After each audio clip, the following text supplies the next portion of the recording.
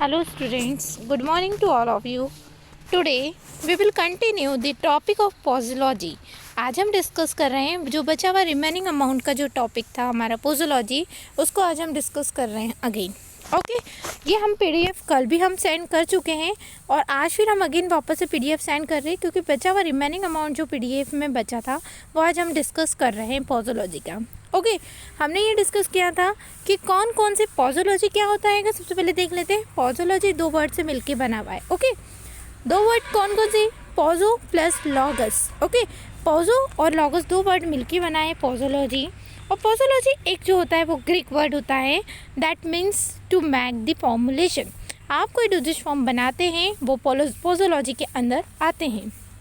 Okay it is a branch of medical science. This is a branch of medical science. ये जो एक है पोजोलॉजी वो ब्रांच है किसकी? मेडिकल साइंस की ब्रांच है जिसके अंदर हम वो ड्रग लेना है. जब हम ड्रग एडमिनिस्ट्रेट करते हैं तो कितना अमाउंट ऑफ ड्रग लेना है और मेल है फीमेल है एज है तो ये कुछ फैक्टर्स अफेक्ट करते हैं. जब हम कोई ड्रग हमारी बॉडी में पेशेंट लेता है तो हमारे पेशेंट की क्या फार्माकोलॉजिकल रिस्पांस होते हैं वो हम इसके अंदर डिस्कस करेंगे. हमने जैसा कि कल बताया था आपको प्रीवियस लेक्चर में what is pharmacological action. Pharmacological actions क्या होते हैं? तो pharmacological action that are actions that produce on patient. वो एक्शन जो पेशेंट प्रोड्यूस करता है जब कोई दवाई पेशेंट लेता है तो उसकी बॉडी उस दवाई के लिए क्या रिस्पॉन्स कर रही है that is known as pharmacological response. ये हमने कल देखे थे और हमने एक सुपरफिशियली इसके फैक्टर्स डिट किया था हमने कि क्या क्या फैक्टर्स होते हैं और इसको कैसे अफेक्ट किया जाता है. आज हम वन बाय वन करके हम फैक्टर्स को डील कर रहे हैं. तो देखिए फर्स्ट हमारा है एज. ओके हमने ये देख लिया था कल. First one is age. Age उम्र. Okay The pharmacokinetic of many drugs change with age. Pharmacokinetic दो चीज़ आती है. First one is a pharmacokinetic, second one is a pharmacodynamic. Pharmacokinetic का मतलब होता है दो वर्ड से मिलके बना है. ये फार्माकोकाइनेटिक भी जो है वो it is a branch of pharmacy. Okay ये जो फार्माकोकाइनेटिक है ये ब्रांच है किसकी ब्रांच है? फार्माकोकाइनेटिक फार्मेसी की ही ब्रांच है ना. इसके अंदर ये दे रखा है आपको. इसके अंदर ADME. What is the full form of ADME? A for adsorption, B for distribution, M for metabolism, E for excretion. ADME का फुल फॉर्म होता है जब हम कोई दवाई ली तो हमारी बॉडी में उसका कितना एड्जॉर्प्शन हुआ है, कितना वो एड्जॉर्ब हुई है बॉडी के अंदर, कितनी सो की है. Okay D for distribution. Distribution मतलब अलग अलग पार्ट्स में जाना. हमने दवाई ली तो हमारी दवाई सबसे पहले कहाँ गई? माउथ में गई. ओके माउथ में जाने के बाद वो हमारे कहाँ गई? हमारे लीवर में गई, स्टोमक में गई. स्टोमक से वो कहाँ गई? फिर हमारे लीवर में जाती है. लीवर के बाद वो ब्लड में सर्कुलेशन होता है, खून में जाती है. ओके फिर वो क्या करती है? हमारी बॉडी उसको रिस्पॉन्स करती है, फार्माकोलॉजिकल रिस्पॉन्स देती है कि क्या असर हुआ है ना. तो first one is adsorption. Adsorption हुआ. देन बॉडी में अलग अलग पार्ट्स में वो क्या हुई? दवाई डिस्ट्रीब्यूशन हुई. फिर उसके बाद लीवर का काम होता है मेटाबॉलिज्म करना. मेटाबॉलिज्म का मतलब होता है पचाना. ओके मेटाबॉलिज्म कहाँ होता है? लीवर के अंदर होता है. Metabolism process occur on liver. Metabolism जो प्रोसेस होती है वो लीवर के अंदर होती है. जब हम कोई दवाई लेते हैं तो लीवर में जो एंजाइम्स प्रेजेंट्स रहते हैं, ओके लीवर के अंदर जो एंजाइम प्रेजेंट रहते हैं वो एंजाइम उनका काम होता है कि वो लीवर में जो दवाई आई है उसको क्या करेगा? मेटाबोलाइज्ड करेगा. ओके और लास्ट वन प्रोसेस आती है E फॉर एक्सक्रिएशन, बॉडी से बाहर होना. ओके तो E for excretion that means होता है बॉडी से बाहर होना. तो हमारे चार प्रोसेस होती हैं. A for adsorption, D for distribution, M for metabolism, E for excretion. ये चार प्रोसेस के थ्रू हम कोई भी ड्रग हमारी बॉडी में जाती है और फार्माकोकाइनेटिक फैक्टर्स अफेक्ट करती है. The pharmacokinetic of many drugs change with age. Age के अकॉर्डिंग फार्माकोकाइनेटिक फैक्टर्स अफेक्ट करते हैं. छोटा बच्चा है तो उसकी बॉडी में एड्जॉर्प्शन अलग होगा, डिस्ट्रीब्यूशन उसकी बॉडी में अलग अलग पार्ट्स में कम होगा है ना. मेटाबॉलिज्म में भी कम होगा क्योंकि लीवर उसका छोटा है. एक्सक्रीशन भी उसका क्या होगा? फटाफट हो जाएगा. ये डिपेंड करता है कि उसकी एज क्या है. ओके वो बड़ा पर्सन होगा तो वो उस पर डिपेंड करेगा. So while determine the dose of drug. जब हम डिटरमाइन करते हैं, डिटरमाइन मतलब होता है पता करना. While determine the dose of drug age of individual great significance. हम पर्टिकुलरली पर्सन का डोज पता करते हैं कि यदि चाइल्ड है 10 ईयर ओल्ड है, 10 साल का है, तो हम उसको 250 mg की दवाई दे रहे हैं। बट वही यदि ओल्ड एज पर्सन है, 50 एज है जिसकी, तो क्या हम 250 mg उसकी बॉडी को पूरा रिस्पॉन्स देगा? नहीं। तो ये जो होता है डोज डिपेंड करता है इंडिविजुअली। इंडिविजुअल का मतलब होता है एक एक, ठीक है। इंडिविजुअली एक एक पर्सन का अलग अलग रिस्पॉन्स होता है, तो वो कहलाते हैं हमारे फार्माकोकाइनेटिक फैक्टर्स कहलाते हैं। Okay, the next points, children and old people need lesser amount of drug than normal adult dose. ये आपको समझ में आया होगा। जो बच्चे होते हैं, चिल्ड्रंस एंड ओल्ड पीपल, जो बच्चे होते हैं, जो बूढ़े लोग होते हैं, ठीक है, इनको कम अमाउंट में हम डोज देते हैं। Lesser amount of dose is prescribe than normal adult dose. Normal adult dose, adult मतलब होता है जो 28 ईयर्स ओल्ड हो, जो 18 साल से बड़ा पर्सन हो, तो उसको डोज अलग दिया जाता है। और बच्चे और बूढ़े लोग होते हैं उनको डोज अलग दिया जाता है। क्योंकि आपको पता है चिल्ड्रंस जो होते हैं उनकी उम्र कम होती है। उम्र कम होने की वजह से उनको डोज उनके अकॉर्डिंग दिया जाता है, क्योंकि उनकी बॉडी में जो छोटे होते हैं उनकी बॉडी का वर्किंग अलग होता है। और इसी तरीके से हम देखें जो ओल्ड एज पीपल है ना, जिसकी उम्र बहुत ज़्यादा है, बूढ़े लोग हैं, तो क्या वो अडल्ट जो जिसका खून गर्म है, कहते हैं ना खून गर्म है, तो वो ओल्ड एज, वो यंग एज वाले पर्सन होते हैं, तो उसको अडल्ट बोला जाता है ना। तो उनके इसमें ड्रग का इफेक्ट दूसरी तरीके से होगा as compare to old age people, जो बूढ़े लोग होते हैं वो, और चिल्ड्रन। तो इनके लिए दोनों के लिए डोज अलग अलग होता है। जैसे कि बच्चे को हम 200 mg की ड्रग देंगे, तो ओल्ड एज वाले पर्सन को 250 mg दे सकते हैं। और सेम अडल्ट एज वाले को हम 500 mg में भी काम हो सकते हैं, क्योंकि उसका खून गर्म है, वो सब चीज़ उसकी एडजस्ट करेगा, बॉडी उसको इस तरीके से क्या करेगी, कॉपरेट करेगी। तो डिपेंड करता है, एज भी एक फैक्टर्स है जो कि अफेक्ट करता है एक पोजोलॉजी इफेक्ट पे। Okay, second one is the factor is sex. Second factor is that sex. Okay, second जो होता है हमारा सेक्स में male and female, womens do not always respond to the action of drug in the same manner as it done men। अब आपको पता है जिस तरीके से मैन का फंक्शन होता है बॉडी में, है ना, उस तरीके से वुमेन्स का फंक्शन नहीं होता। वाई, क्यों नहीं होता? मेंस की जो बॉडी होती है वो हर चीज़ सहन कर पाती है, बट वुमेन्स इतनी ईजिली नहीं कर पाती है ना।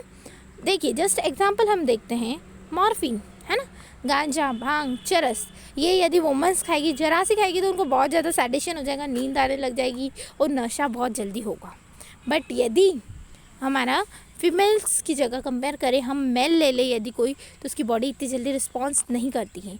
तो ये कहलाते हैं हमारे एज, हमारा सेक्स कहलाता है कि फीमेल जो होती हैगी, womens do not always respond the action of the drug.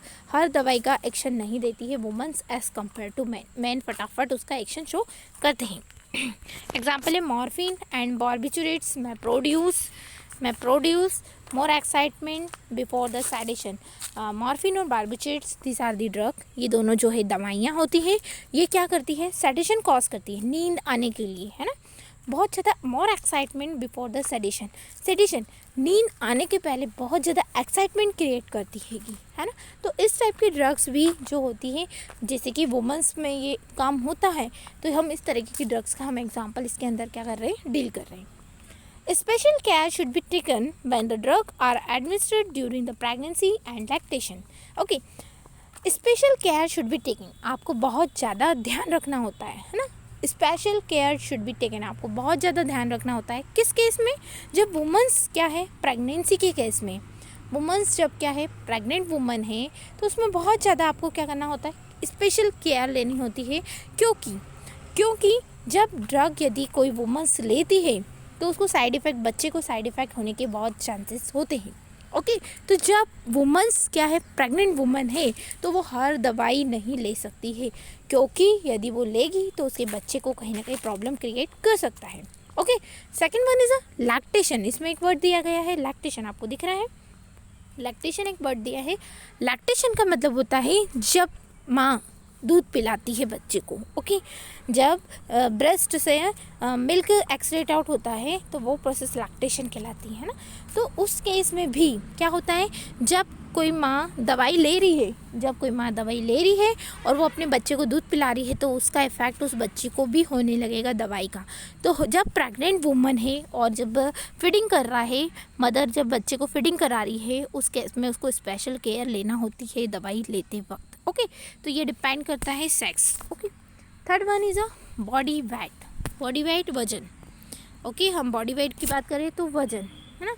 Body weight, the average dose is mention either in terms milligram पर केजी।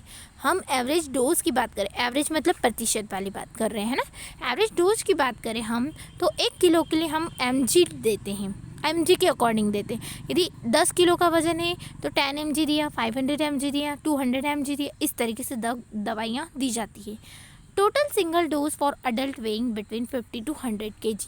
जब हम अडल्ट के लिए, अडल्ट मतलब जो 28 साल का पर्सन है ना, जो गर्म खून है जिसके अंदर है ना, तो 50 से 100 किलो का कोई पर्सन है तो उसके लिए हम डोज जो होते हैं वो अडल्ट के अकॉर्डिंग ही देते, सिंगल डोज देते। 500 mg की टैबलेट दे दी, 250 mg की दे दी, 750 mg की दे दी, 1000 की दे दी।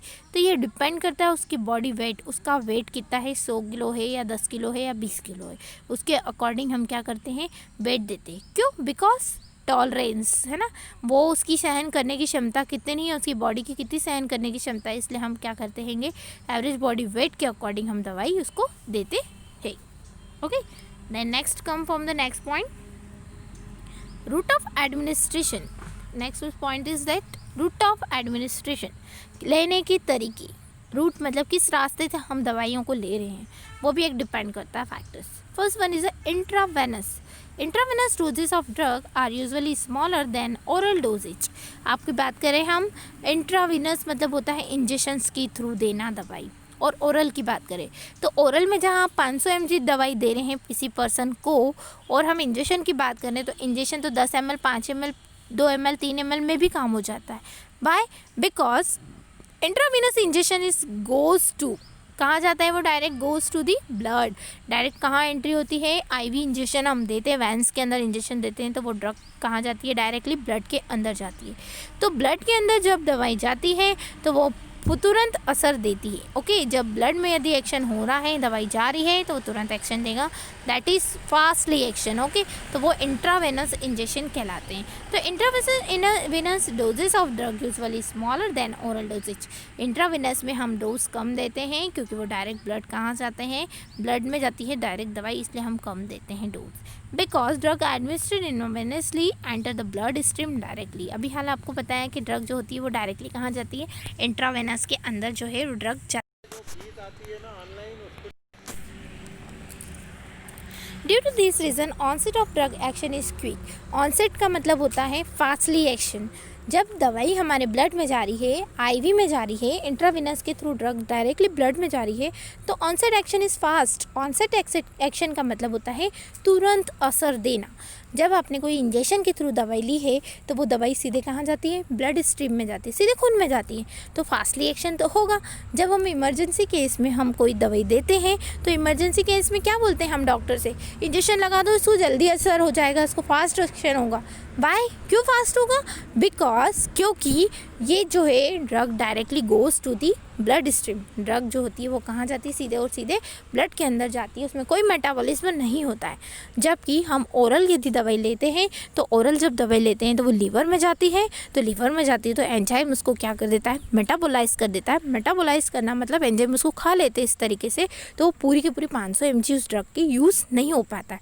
तो इस तरीके से मेटाबॉलिज्म प्रोसेस होती है ओरल में, और जबकि आईवी में मेटाबॉलिज्म प्रोसेस नहीं होती, वो सीधे ब्लड में जाती है दवाई। ठीक है, तो आपको ये फैक्टर समझ में आया, रूट ऑफ एडमिनिस्ट्रेशन, लेने के तरीके, है ना। Next is come from the time of administration. किस समय में आपने दवाई ली है, टाइम ऑफ एडमिनिस्ट्रेशन, ये भी एक फैक्टर अफेक्ट करता है। खाने के पहले दवाई ली है, खाने के बाद ली है, दूध पीने के पहले ली है, अर्ली मॉर्निंग ली है, कब ली है, तो वो डिपेंड करता है आपने कब आपने दवाई क्या करी है, एडमिनिस्टर करी है। Time, the presence of food in stomach delay the absorption of drug. देखिए अपन बोलते हैं ना, खाली पेट दवाई ली है तो जल्दी असर करेगा, भरे पेट ली है, एक चीज़ है, खाली पेट यदि आपने दवाई ली है तो वो किडनी पे अफेक्ट करेगी बट जल्दी भी असर करती है। आप खाली पेट, आपकी जगह में कुछ है नहीं, पेट में कुछ है नहीं, तो जल्दी आपने दवाई ली, तुरंत एब्जॉर्प्शन होगा बॉडी में, फटाफट असर देगी वो। पर यदि आपके पेट में खूब सारा उनने खाया पिया है, खूब सारा मस्त वाला खा लिया, तो दवाई यदि ली है तो डिले एक्शन करेगी, देरी से असर देगी वो।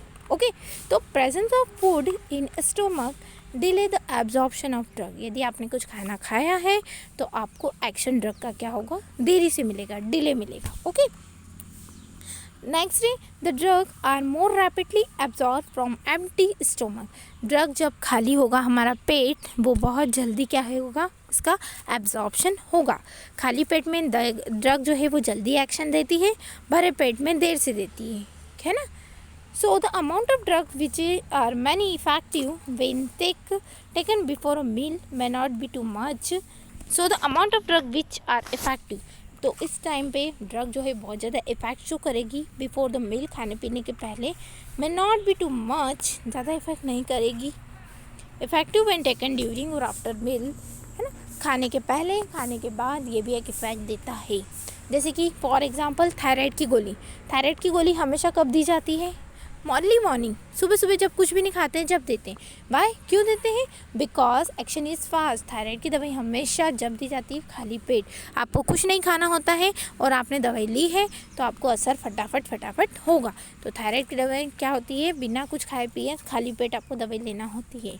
और इसलिए क्योंकि कुछ ड्रग्स ऐसी होती है जो फास्ट एक्शन जो होती है अर्ली मॉर्निंग देती है या इवनिंग देती है, तो इस तरीके से खाली पेट लेना है, भरे पेट लेना है, तो ये भी एक इफेक्ट शो करता है। Next factor is environmental factors.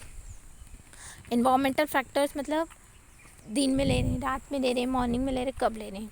Day light is stimulate enhancing the effect stimulating drug. देखो बहुत सी बार, देख सिंपल एग्जाम्पल बता रही हूँ आप लोगों को।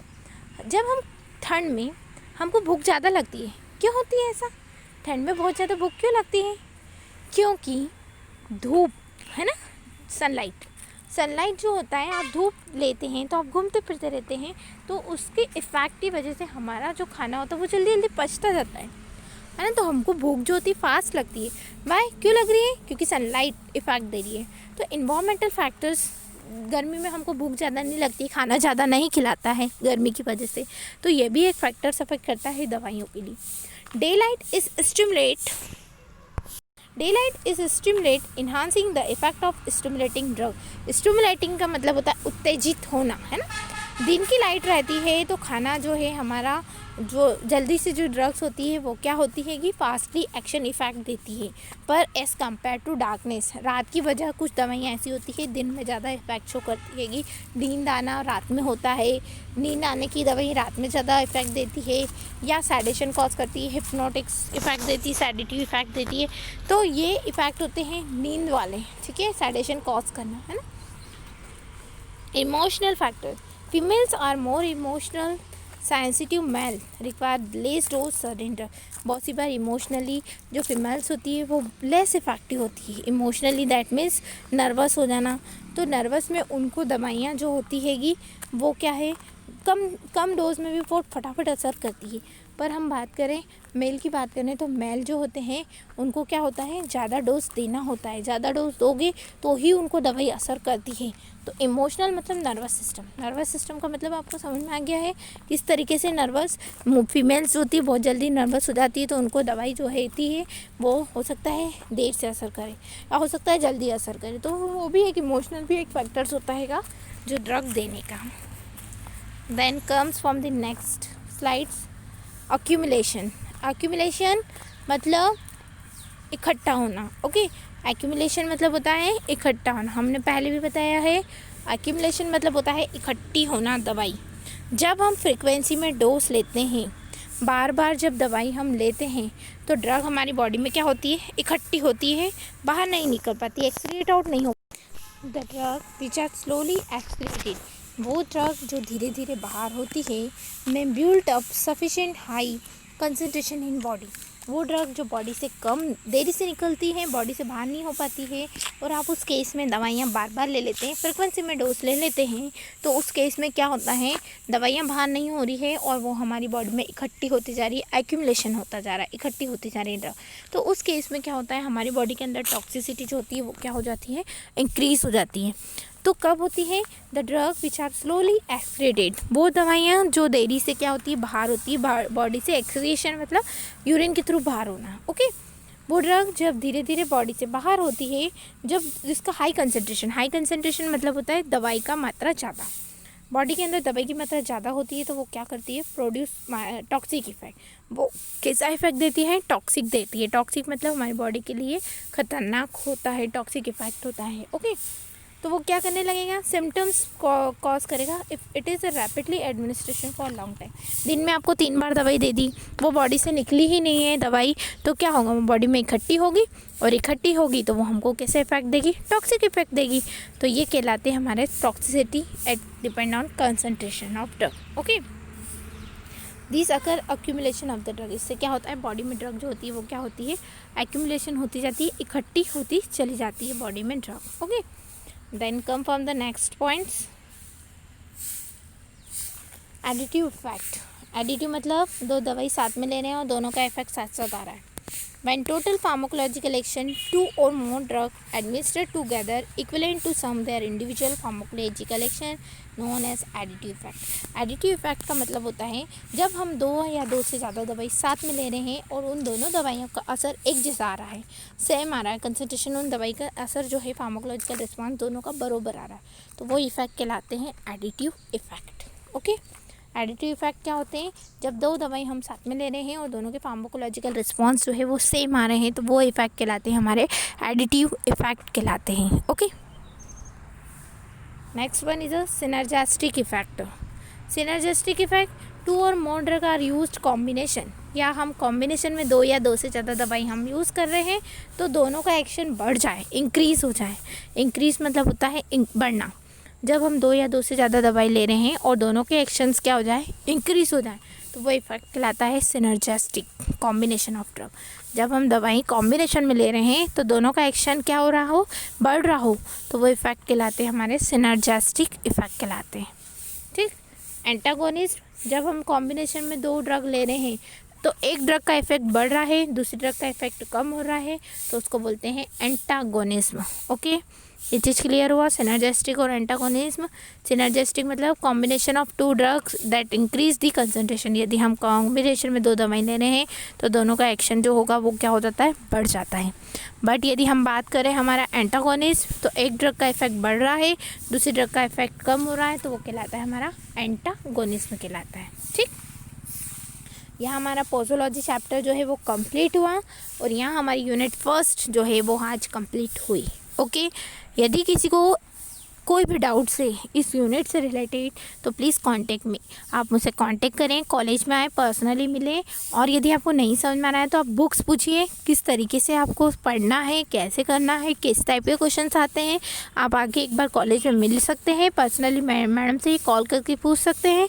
और यहाँ हमारी यूनिट कंप्लीट हुई, हमारी first unit history of pharmacopoeia. Okay, thank you.